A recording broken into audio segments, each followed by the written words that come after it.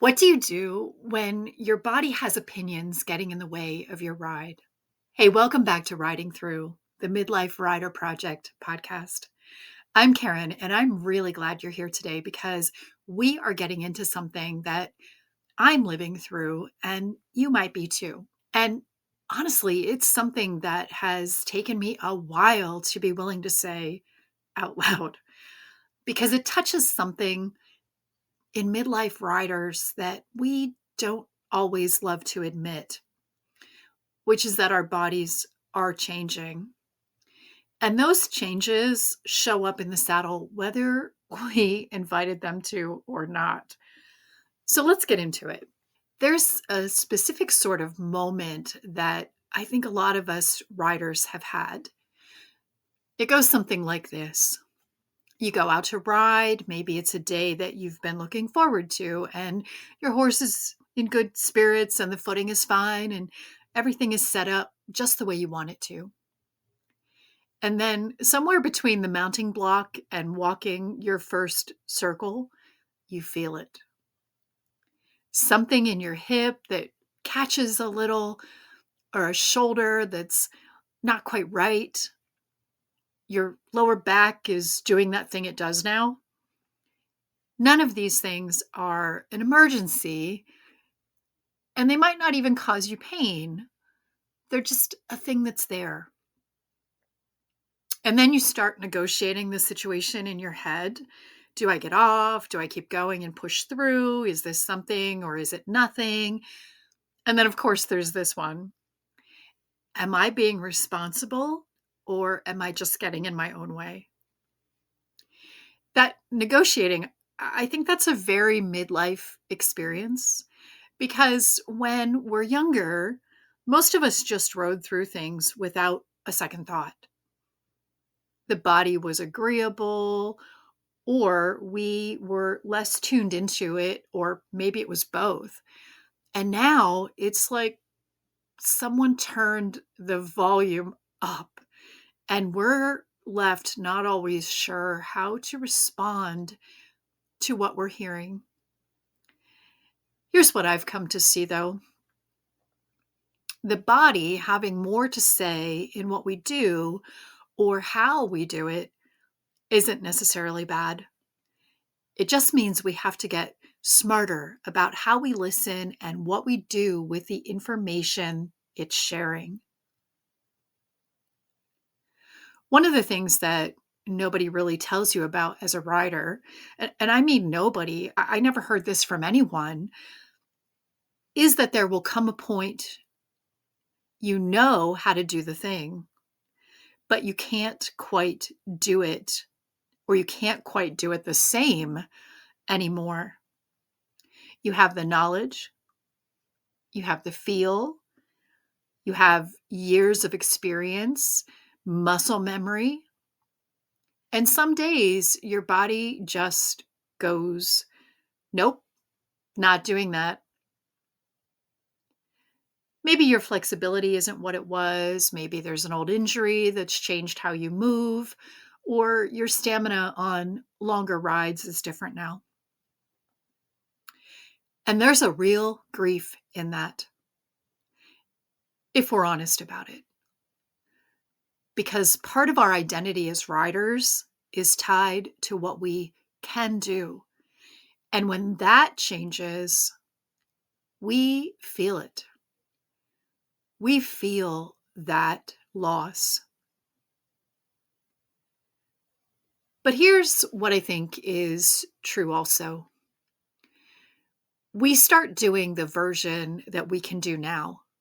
And sometimes, but not always, that version is more thoughtful, more intentional, and more connected than what we were doing before.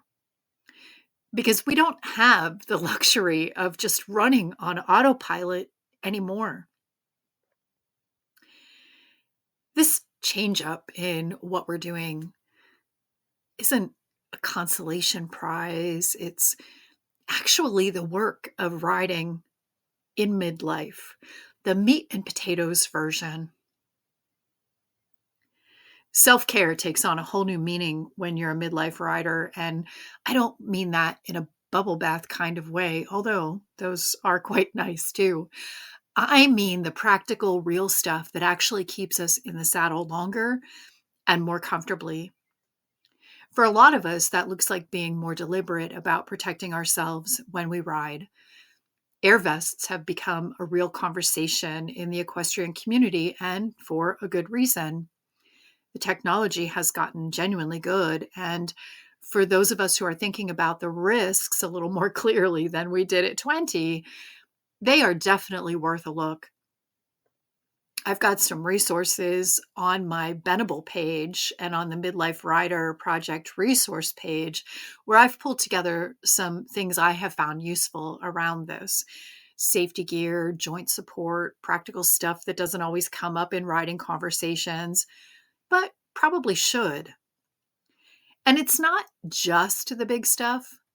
It's a wide brim hat or a visor on a sunny day, or maybe one of those wide brim visors for your riding helmet. It's sunscreen, which I think counts as riding gear. As someone who sunburns readily, I am never without it. And it's the things you do for your joints, whether that's working with your doctor to develop a plan of exercise and supplementation, or taking extra care about how you warm up or how you move through your day when you're not in the saddle. We have to take care of the whole person who rides, not just the version of ourselves that's actively on the horse. For me, I have added balance exercises, yoga, qigong, and extra walking to help me keep moving so that I'm able to keep riding. I have links to some resources that I've found helpful on my resources page, which I'll link in the show notes. Another thing that helped me is mindset. And I've talked about this in earlier episodes, and I'll link to a couple of those in the show notes too, because this isn't the first time we've circled back to how much of riding at this stage of life is as much mental as it is physical. I think the mental side is enormous, and how we talk to ourselves about what we can and can't do, whether we're working with our reality or fighting against it. That's its whole own conversation, and it is one worth having. Okay, so here's where it gets interesting to me, because all of these things, the twinge in your hip, the grumpy shoulder, the way your body is doing what it's doing today, your horse is feeling all of it. Horses are incredibly sensitive to what's happening in our bodies, and they respond to what's actually happening today and not what we wish was there or what used to be there. And if you're compensating for something on your left side, your horse is going to feel that. If you're gripping more than usual because something's uncomfortable to you, they feel that too. Or if you're holding your breath because you're worried about your back, they definitely are noticing that. And I find all of this genuinely humbling, because I know that I ride with two legs that don't do quite the same thing. One turns out a little more than the other, and it's just something that happens now, whether it's because of how I've aged or how I've accumulated my particular history in the body. I don't know which, but it affects my position, and my horse responds to what I'm doing right now. So what do we do with that? We do the best we can. We try to be aware of it without obsessing over it, and make adjustments where we can, and we make peace with the places where we can't do anything about it. Nothing is ever perfect, and honestly, it never was. We just didn't always notice before. We were less tuned into our own bodies, and sometimes ignorance really is bliss, right up until it isn't. But I'd rather notice, I would rather know that my horse is drifting left because of something I'm doing than wonder what's wrong with her. That awareness is useful. I want to take a minute here because I think this is so important. We spend a lot of time, maybe even a lifetime, being critical of our bodies, being taught to compare them, judge them, find them lacking according to whatever standard is being held up at any given moment. Women especially carry the impact of this, but it's not limited to any gender. We grow up absorbing messages about what our bodies should look like, how much they should weigh, what size they should be.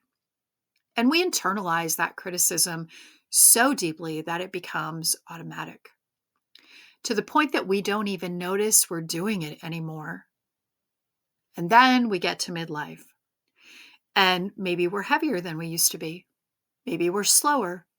Maybe we have a bad knee, a frozen shoulder, or a rotator cuff situation. Maybe we have a back that requires its own management plan. Maybe we look at photos from 10 years ago and have big feelings about the differences we see. But here's the thing. This body that we've spent so much energy criticizing, it shows up to the barn. It gets on the horse. It holds the beautiful relationship with the animal that matters so very much to us. And it does it through decades of accumulated living, through everything we've put it through and everything it's carried us through. That alone is worthy of some real appreciation. Riding horses actually gives us a different relationship with our bodies than a lot of women get to have, because in the saddle, the body is not just some decoration. It's functional. It's doing something. And you start noticing, maybe for the first time in a long time, what it can do instead of what it can't do, or what it looks like. There is definitely something in the act of riding that we get to be in relationship with our bodies in a more honest and respectful way than maybe we've been used to. I'm not saying that's a magic fix for everything, especially not all the things we've been conditioned to feel. But at midlife, when society is basically telling women that they're fading away, becoming invisible, getting on a 1,000-pound animal and going about our ride feels like a pretty solid act of refusal of all those notions. We are still doing the thing, and the body that's doing it deserves both extra care and our gratitude. It certainly does not deserve any contempt. All of that body awareness, all the attention that we're bringing to ourselves, I think it also changes how we show up for our horses. Because when we're more honest about our own limitations, we get curious about theirs. We start thinking about what they are carrying in their bodies, what compensations they're making, and what they need from us beyond just showing up to the barn and riding. The relationship deepens. We want it to. And I see this a lot when I work with riders and their horses through animal communication.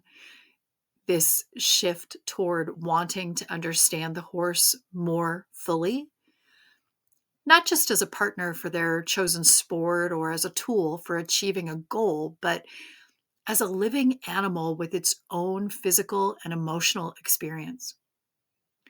The whole horse approach, as people often call it, the body work, the nutrition, the relationship.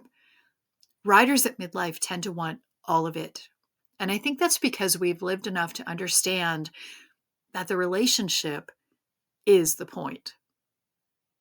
That connection, really building it and really cultivating it, is something we talk about a lot in the one-on-one work that I do with riders, because it's not always something that you can get into in a group setting or a podcast episode.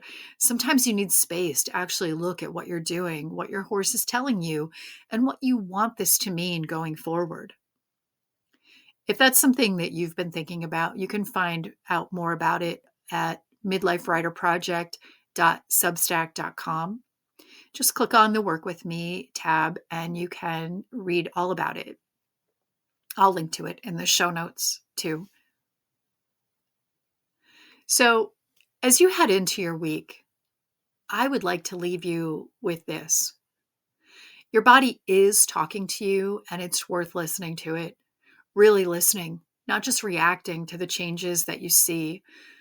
Notice what's actually there versus what you're adding to it with your thoughts. Notice what you're bringing to your horse on any given day, because he's definitely going to notice whether you do or not.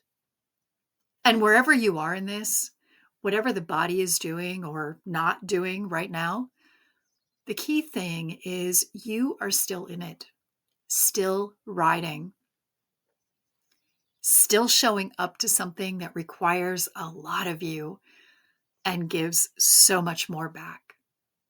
Thank you for spending this time with me.